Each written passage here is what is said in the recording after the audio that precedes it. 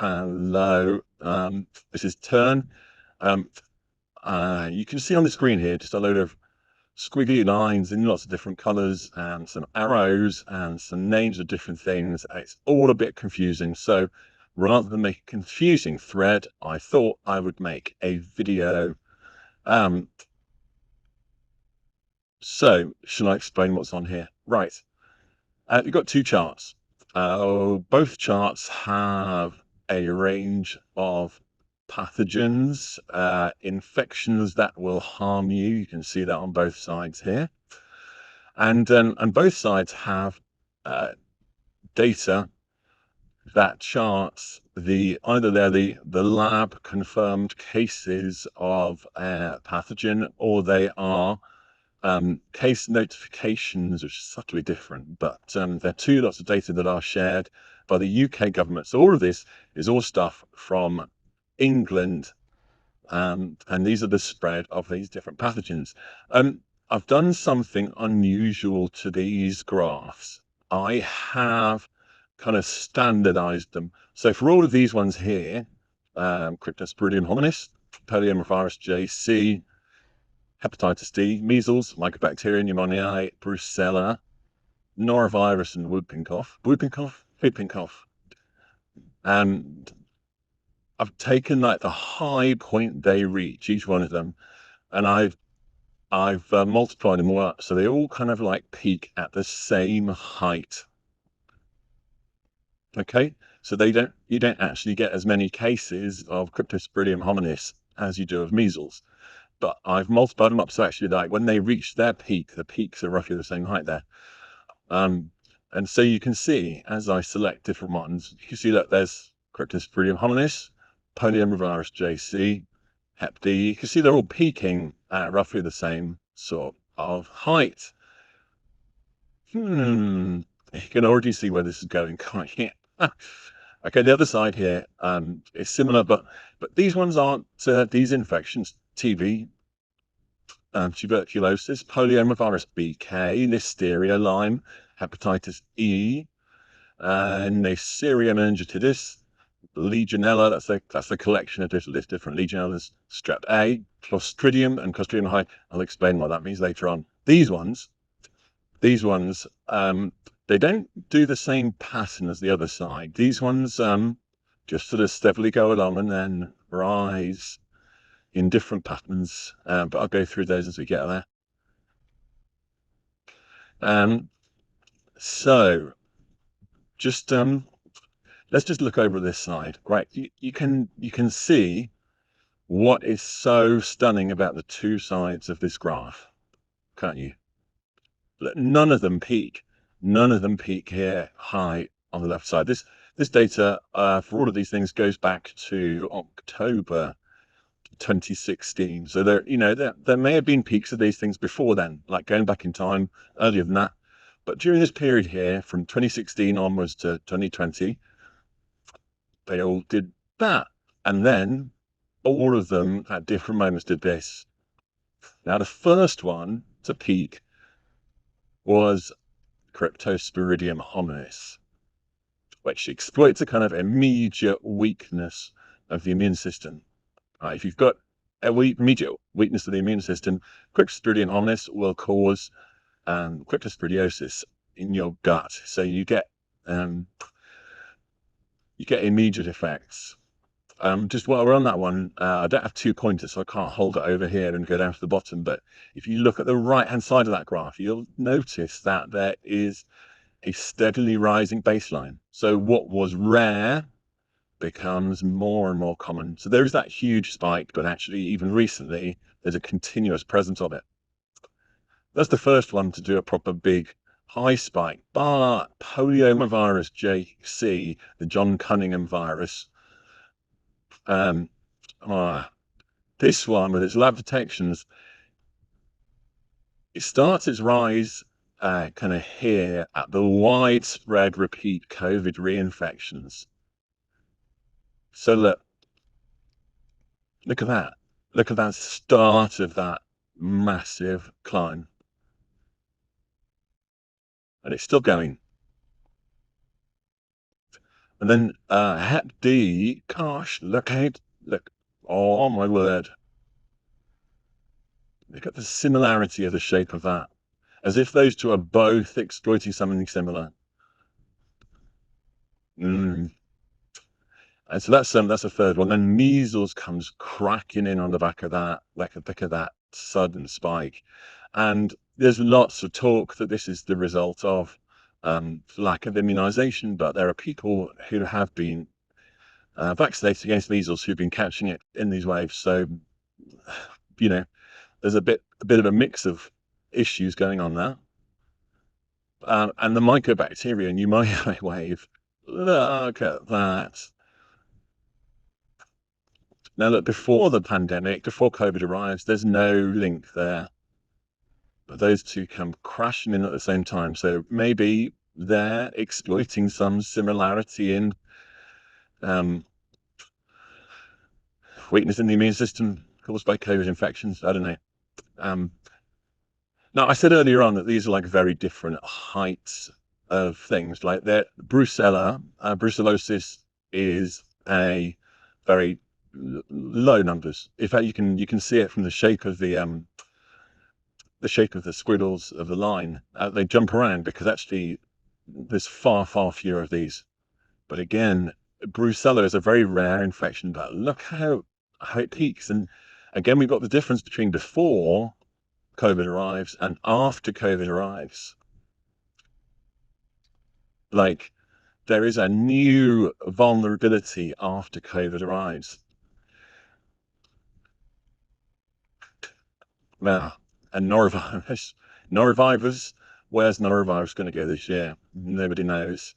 Um, maybe last year kind of whacked people over the head a bit with it. We shall find out. But those increasing waves, you just thought that if there was some kind of immunity debt, it would have been solved by that big peak in 2023. Then no, forget the last year's one. And whooping cough. For some reason, I always want to call it whooping cough. But anyway, there it is. Look at that. And you can buy into the immunity debt theory for that one because look, fewer people had it for 3 years. Wow. But you can't buy into it for this one or this one or any of these on this side of the chart. Going to work through these. TB has like fallen over past year. I mean, if this line here, if this line for TB had fallen, had been extended back this way, sorry, extended back here, it would have fallen consistently all this time. And then it hits this point. COVID arrives, widespread repeat COVID infections start, and there it starts rising. There's no immunity debt. There's no TB immunity debt. Polyomavirus BK. I can't remember what BK stands for. It might be somebody's name, a bit like John Cunningham's virus. And look at that, though. There's no immunity debt to it. And it's kind of level and then it rises. Listeria. This is one particular type of listeria. I can't remember which one. But again, you got like a rough level there and then rise. Lyme disease. There's all sorts of things going on with Lyme disease. There's increased awareness. There's all sorts of stuff like that. But it's got that steady big old rise. Hepatitis E. Yeah, I'm totally with you. The rise, the first of those rises of that climb starts before COVID comes along. Incidentally, just a curious thing out of interest on some, just apply that there for a second. Just stuck it so stuff happy here.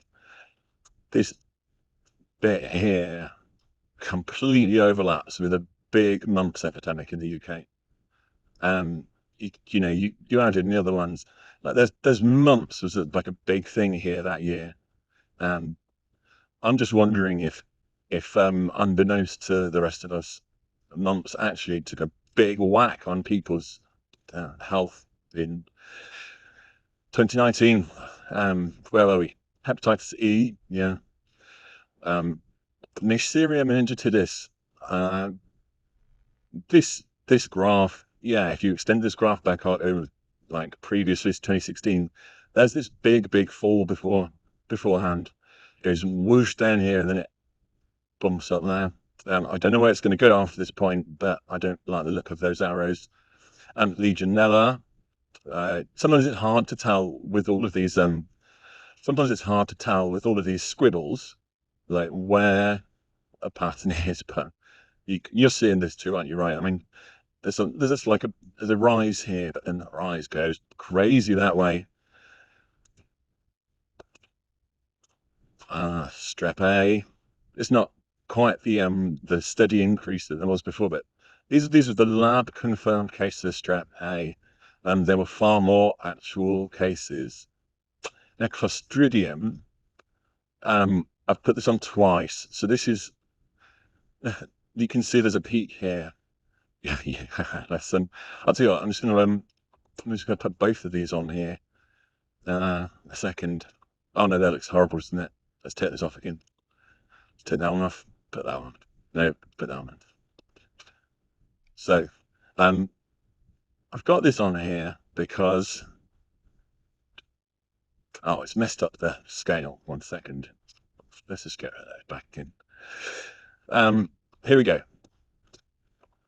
You can see this massive spike of Clostridium difficile infections that comes in the winter of 2021.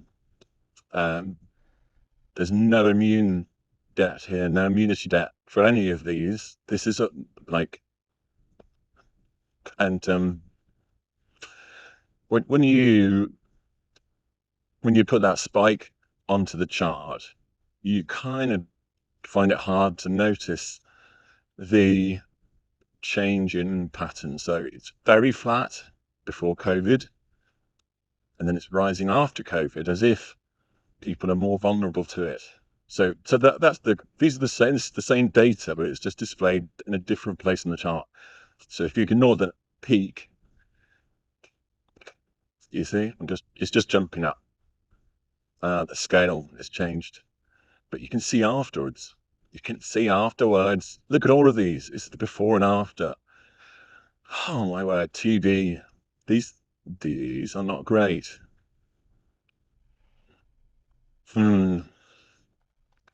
So yeah, just say on again, just to say, to be really clear about these, there's no immunity debt involved in here. No one missed out on TB infections in 2020. No one missed out on polyomavirus BK, or you didn't not catch enough listeria. Right?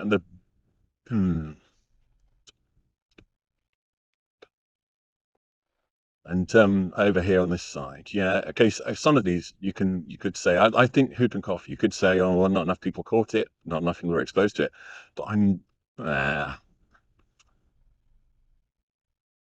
think when you take the two graphs and came together, when you look at that, the levels on the left and the right of this,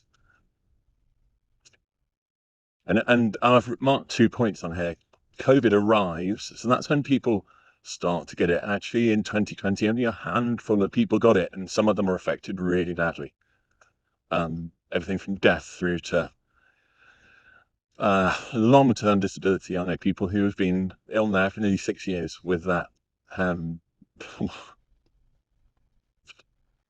You've got this kind of flat low, and then that jump, and then the high. And who's to say whether these things are going to keep on going at this level? I mean, I don't think we're going to get another whooping cough peak like that for a while, but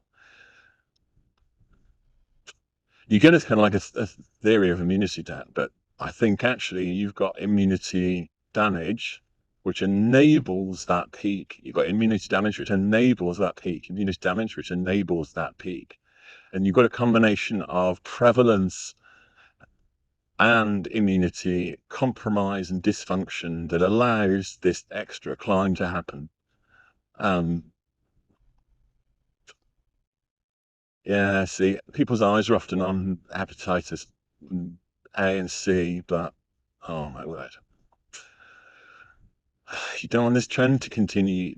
Polyomavirus JC, you can go Google it. It does not good stuff, and we don't want like a steadily rising tide of Cryptosporidium hominis or parvus or Felicidis or Mediagris, whatever the other ones are. Um,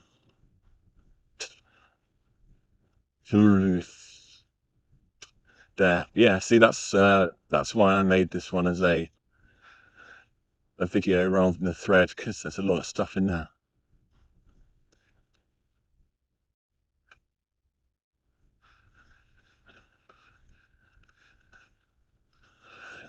Hi, bye, folks.